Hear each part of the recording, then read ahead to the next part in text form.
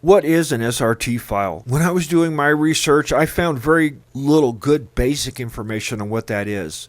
It's kind of a steep learning curve the first few steps, so I decided to put together an SRT File series of videos showing and explaining what they are, how they're used, how they're created, and this is the first video of that. This is a basic definition of what an SRT file is. It happens to stand for SubRip Subtitle file. It's a plain text file, which is significant. That means you can use Notepad or WordPad and you save them in text format. However, instead of using the TXT file extension, you use SRT at the end with a period, and I'll show you that. But first, let's break down what they look like. This is the first 3 stanzas of a long song that I transcribed. In a breakdown of the first stanza, it starts with the stanza sequence number. Number 1, number 2, number 3, number 4, and that's the order in which they appear on your screen, either using closed captioning or if you've burned them in. And this is when they start. So Throw a Rock into a Pond, Ripples Fade Away starts at 540 milliseconds.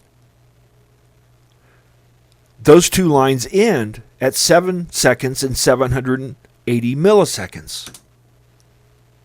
That's the actual text that's going to be displayed. In this case, 2 lines, one over the other. Throw a rock into a pond, ripples fade away. Now I'm going to show you several file examples from ones that I created. I'm going to show you first a slide on upcoming videos, and then I'll show you the files in various languages. The first video, this one, is an introduction to SRT files. I'm going to create 2 videos on making SRT files because there's 2 favorite ways that I have. There's 2 videos on burning subtitles into videos, and I'm going to go ahead and finalize the series with translating SRT files into different languages, also importing and exporting.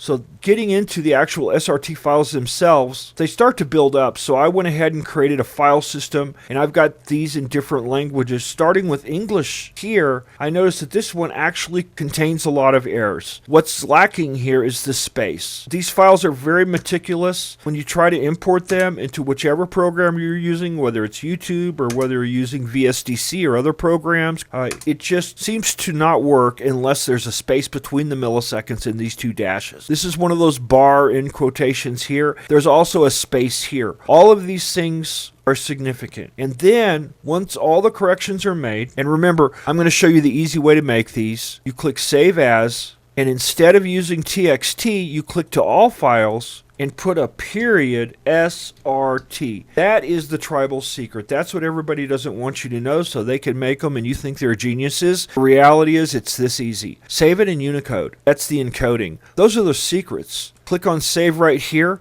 It's telling me here, it's cautioning me, do I want to replace it? Well, yes, because I made some corrections. This one would import a little bit further. So I'm going to go ahead and close this one and kind of show you the same one in Japanese. Notice that the stanza numbers are still in place. Also, the time sequencing has to be just exactly like this. If it's like this, it'll work. If it's any other way, it will not work. There's a space here. It'll upchuck. It's not going to work like that. And then this is the translated text in kanji. I'm going to close this one. I don't want to save the changes. I'm going to show you Russian. This is Russian. Again, the stanzas appear like this. The song goes on, and some of these songs do get very long. If it's a video, I mean, it can take a while to actually make these. However, again, I'm going to show you the easier way to do it. The YouTube tool is my favorite. There's actually quite a few tools out there that will work. Here's another song. This one's in French, and this one won't work. Why? Because there's no space between the actual display text and the stanzas. Before I import this, I've got to fix these right here. And also notice that what's missing is a little close quotation and a space here. If you're a little bit more advanced, you can replace right here. In this case, on this file, I would replace everything with the 2 dashes with dash dash, that close quotation and a space, and I would replace them all. And you can make a global change like that so that all of these change. And then for me, I would just go to the end of each one of these like that.